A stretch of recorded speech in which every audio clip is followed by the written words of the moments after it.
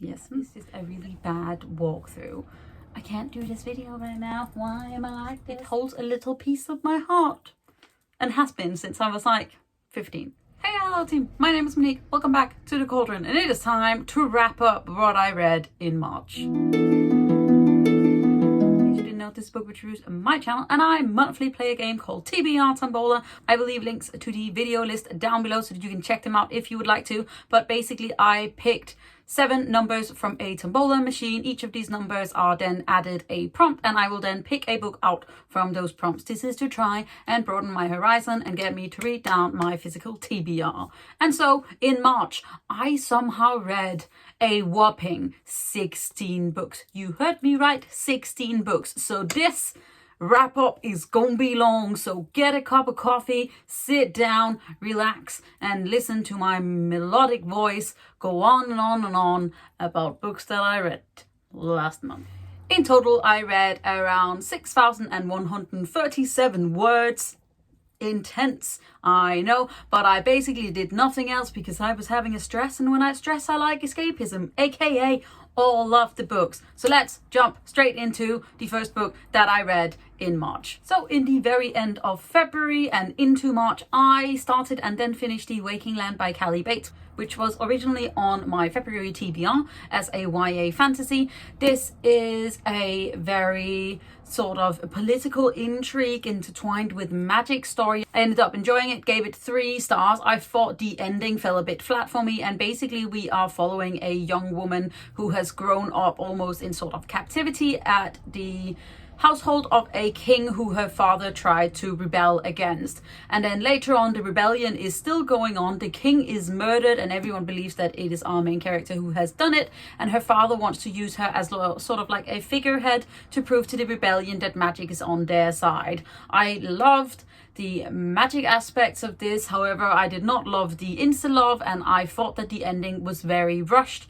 So I'm very happy that I finally got to read this one. It's been on my TBR for a very long time, but I was a little bit let down in the end. The next book I read was the first official book on my March TBR, and that was Malice by Heather Walter. This is a beautiful finished copy sent to me by the lovely people over at Del Rey. They were also lovely enough to send me a proof copy. This book comes out on the 13th of April. I think you should go pre-order it right now. It is a queer retelling of Sleeping Beauty, but set from the villain's perspective. We are following Alice, who is a dark grace, who may or may not fall in love with Aurora, who is the princess, and then things ensue. This whole fairy tale is set on its head. The magic building is super interesting, and I just thought like it was a really interesting look into a flawed individual who is being looked down upon for who they are or who their parents may have been. And I just absolutely loved this. I ended up giving it 4.5 stars, and I really desperately want to sort of read it again. But also, can we just embrace these maleficent, intense vibes? Goodness. Malice came in on my TBR Tombola as prompt number 72, and let us look on the TBR Tombola sheet to see whether or not we can count out another number.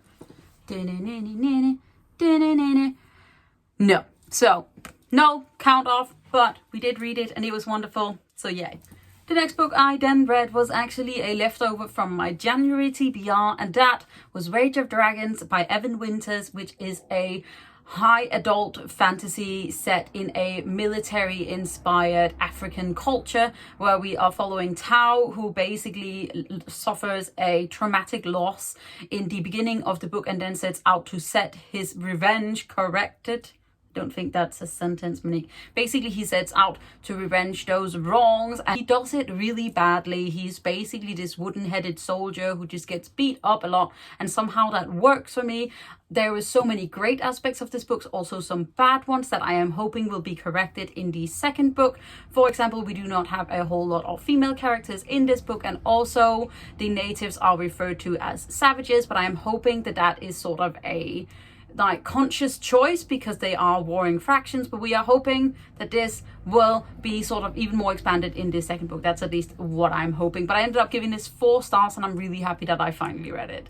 The next book that I read was technically as an e-arc, but I now have it in a physical copy, and that is my favorite book so far of the year, and that is The Unbroken by C.L. Clarke. This was read as a new release on my TBR, and this is a military-inspired fantasy novel where we are following Terrain, who used to be a child soldier. She has been raised in a country far from her own, and so only believes that the Empire is what is most important. However, she gets sent back to her country of origin to deal with a rebellion, and here she gets sort of intertwined with a young princess who is trying to prove that she can rule, and she needs a turncoat to do it. They need to put down this rebellion, and things happen, and the things are good stuff. Okay, this is a solid 5-star. I love this book so much. The magic is super interesting, and the world building is so good.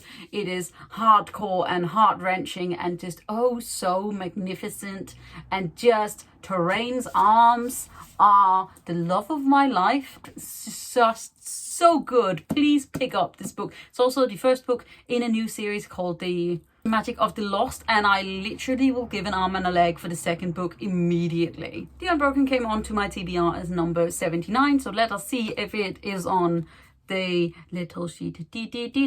No, that is a big fat no, but still supreme book. Please pick it up. The next book is another leftover from a previous TBR, and that is MistWood by Leah Cypress, which is a very short fantasy novel following a young woman / almost alien magical creature who gets brought back from this enchanted wood that she lives in to protect the king. However, she has vague memories of the previous king, and something must have gone wrong because she, as the shifter, is always meant to protect the line. I really enjoyed this reread. It is just really fast-paced. The language is beautiful. The plot is a little bit predictable in the end, but is still really interesting, and I had sort of forgotten how much I enjoyed this. So this was a solid 4-star once again, and I am happy that I do not have to put it on another TBR because I finally got to it. I was then on an absolute mission to read the books that have been from previous TBRs, and I finally read Fireborne by Rosaria Munda, which I am sad to say I did not love as much as I wanted to. This is a YA fantasy that is set at the precipice of a previous rebellion. We are following 2 separate characters. We are following a young man who used to be part of the nobility before all of the nobility got kicked over, and then we are following a young woman who used to be part of the lower class, and these two are now dragon riders in the New Republic, where everyone is equal, or so they say. Anyway, this is a very politically heavy fantasy stories, and I did really enjoy aspects of it. However, it just did not entirely catch me, but I did enjoy the pining. However, I ended up giving this 3 stars, and I do plan on picking up the next book. It just will not be in a hurry, I'm sad to say. The next book that I picked up in March was a sci-fi, and for that prompt I picked up Hullmetal Girls by Emily Skrutskie, which is a book that has been staring at me from my shelves for a very, very long time. And I am sad and also glad that I finally read it, because it did not quite meet my Emily Skrutskie expectations, because her other books are some that I desperately love. This one was good. I loved the body horror aspect of it. Basically, we are following 2 separate characters. We are following a young woman who sells herself into servitude, basically in this cyborg company where she gets attached basically like a computer skeleton. It's called a skeeler, and basically they become part human, part machine to protect the entirety of humanity who is on board this very large spaceship. And then we are following another character who was part of the upper class and has no memory of selling herself into this sort of world.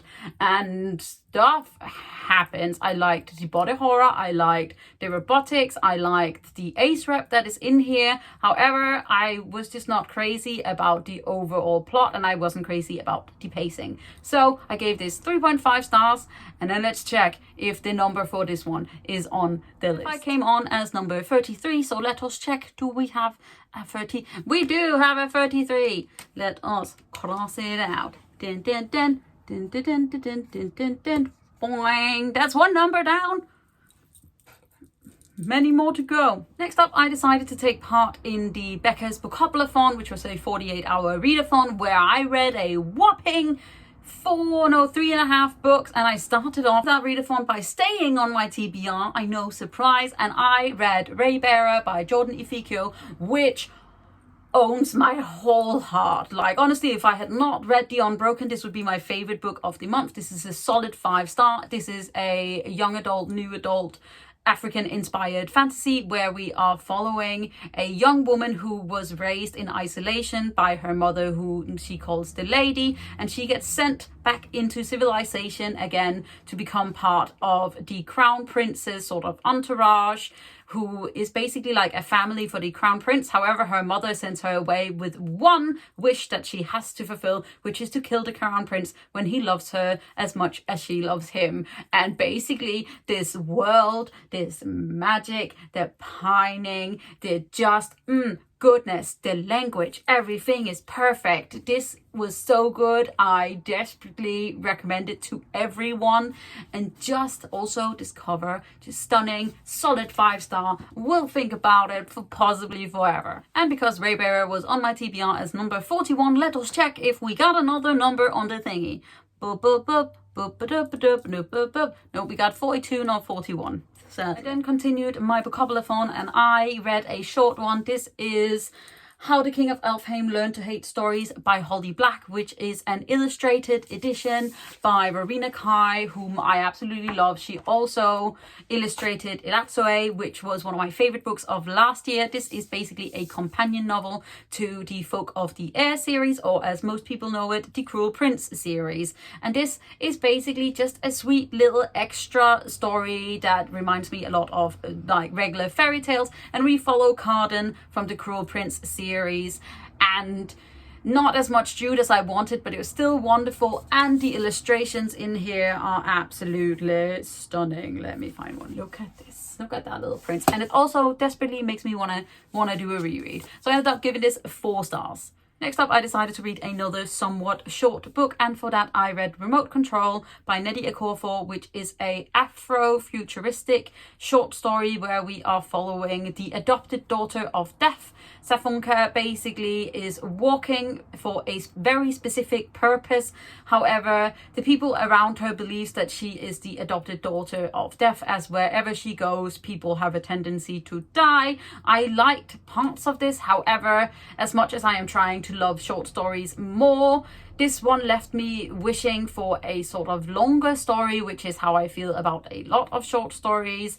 I ended up giving this one 3 stars, and I do want to pick up other things by this author. The last full book that I read for Bookathon was These Witches Don't Burn by Isabel Sterling, which is a YA contemporary fantasy where we are following a young witch called Hannah, who basically just wants to live her life and get over her ex-girlfriend Veronica, except for the fact that Veronica is in the same coven as her. They are elemental witches, and suddenly people seem to start dying in New Salem, and Hannah and Veronica both believe that it is the sort of result of a blood witch coming to town, but no one believes them, so they would have to team up and work together. And this was just wholesome and nice. It was a little bit predictable in places, but I overall really enjoyed it. I really loved the witchy aspects, and I loved the queer rap, and this was just, yeah, this was good stuff. It was more like traumatic and more dramatic than I thought it was going to be, and the ending really hurt me for some personal reasons. But overall, I'm very excited about picking up the next book in this year. I believe that it's just a duology, but just in general, check out this cover. It is stunning. I ended up giving it 3.5/3.75 stars, and I'm very excited about reading the next one. We only have a few more books left in this massive stack. Last book that I decided to read for Bookathon, which I got halfway through before Bookathon ended, was Dragonflight by Anne McCaffrey. This is the first book in the Dragons of Pern series, which is a sci-fi fantasy novel that is set on a planet called Pern, where they have dragons. And I have explained this in many different ways, but basically Pern no longer remembers remembers that they were habited by people from Earth. Many like eons have passed. They do not remember that they have previously lived elsewhere, and basically they also forget that every 200 years a moon / a planet gets close enough to their own so that a connection gathers between them, and it sends through these poisonous threads, and 200 years have passed since the last thread fall, and basically the people of Pern no longer remembers why they need dragon riders. And then Lesser is a young woman who's trying to take back what is hers. And I love this series. This is the first time I will be able to read the whole series through. I have like 19 books of them, and I really loved this. It is old school in the fact that this was written in 1969, I believe. It is more than 50 years old, and it is a little bit fab-phobic, which we are not a big fan of. However, I did love the world building, and I loved this sort of archaic sci-fi fantasy. And I ended up giving this 4 stars, and I'm very excited about continuing the series because it holds a little piece of my heart, and has been since I was like 15. I then returned to my TBR. I know I took a veer off that road, but we are back on the actual one, and I read Lore by Alexandra Bracken. This is thought of as a sort of modern myth. We are basically set in a modern day world. We are set in New York specifically, and basically Lore is a part of a family who is part of the Argon, and the Argon was set up as basically like a big contest, and 9 guards who apparently betrayed Zeus were then cursed to go down to Earth every 7 years and be hunted down by very specific families. However, Lore wants nothing more to do with this. Her entire family was killed 7 years previously, and so she wants nothing to do with this whole thing. And I enjoyed parts. I enjoyed the Greek aspect. I thought Lore in herself was super interesting. This book took some turns that I was not prepared for. I also really loved some of the writing. However, overall, I wasn't super invested, and I'm sad about that. And I ended up giving this one 3 stars. I've never read another Alexandra Bracken book, so I don't know if it's just me. There were some good bits. I liked the guards. The guards I thought were really cool. And yeah, there were good bits and bad bits, and I'm glad I read it. The Instagram pic was set as number 81, which I do not know. We do not have it on the list, but we're almost done with this very long wrap up. I then went completely back off of my TBR and decided that I desperately wanted to reread Crescent City by Sarah J. Maas. Why? I can't tell you. I just really wanted to. I loved this book even more the second time around. It came out last year, and basically this is Sarah J. Maas's first foray into proper adult urban fantasy, and we are following in this book Bryce Quinlan, who is half fae and half human. She is a occupant of Crescent City, which is basically a like almost capital of a world where magic creatures exist, but so does the technology, and these things, they come together in some very interesting ways. However, Bryce Quinlan in the book very early on suffers a traumatic loss, and many years later she ends up getting dragged back into a murder investigation, and she gets a bodyguard who is a honking fallen angel called Hunt for Athalar. And this is just a wonderful book. I love it very much. Sarah J. Maas does things to my feelings, and I will no longer deny it. So I'm very happy that I had a reread. This was another 5-star. A reread 5-star, then I loved it. Second to last on my TBR, I did a reread that was on my TBR, and that was Vision in Silver by Anne Bishop, which was picked out of my reread jar. This is the 3rd book in the Others series. This is basically a magical realism / urban fantasy that is set in a world much like our own, but humanity is not the prominent predator, the others are. And this series starts with Written in Red, where we meet Meg Cornby, who is a Cassandra Sage, who basically is a blood prophet who sees prophecy when she gets cut, and she has somehow escaped from this institution that has been cutting her for profit, and she makes her way to the courtyard where she meets Simon, who is a wolf shifter. And I love this series with my whole heart. This is another reread 5-star, and I'm so excited about getting around to rereading this whole series. Vision in Silver came in as prompt number 1, and it is not on here. No, we do not have that number. So this is the last book on the TBR, and I actually finished my TBR this month. The last prompt that I had to fill on my March TBR was my girlfriend pick, and she picked that I had to read The Once and Future Witches by Alex E. Harrow. I ended up giving this 5 stars. Was I surprised? A little bit, and that's because I thought that it was sort of a magical realism, maybe like contemporary fantasy where we were set in the real world just with witches, but no, we are set in a magical realism world where it's basically like our own world, but with this slight tweak that witches have always existed. Witches have a huge impact on the history. It's like they are like integrated, they are part of the roots of this world. And basically in this book we are following 3 sisters who split up previously and have now refound each other in this suffragettes movement, and basically the women's movement become the witches movement. This book is super lyrical. It is so stunning. It has so much magic. I want to read it again. I ended up giving it a solid 5 stars. I honestly don't know why I waited to read this one, because I have heard amazing things about it, and in some ways it gave me a little bit the Starless Sea vibes, and in other ways it was just completely its own. It had a few hiccups along the way. I think the plot went on for maybe a little bit longer than it needed to, but overall James Juniper is just like my heart was full and I wanted to cry when I finished this book. The Once and Future Witches came in on my TBR as number 80, and we do not have that on this, and basically this means that I somehow won at TBR Tombola in the month of March. I read all of the books that I had on from previous TBRs, and I read all of the books that I had on for this month, and I read on some more because 16 was apparently just the number that I wanted to hit. It is a bit intense, I will admit to the fact that I also basically did nothing else. And so this, you can't even see it. I'm not tall enough.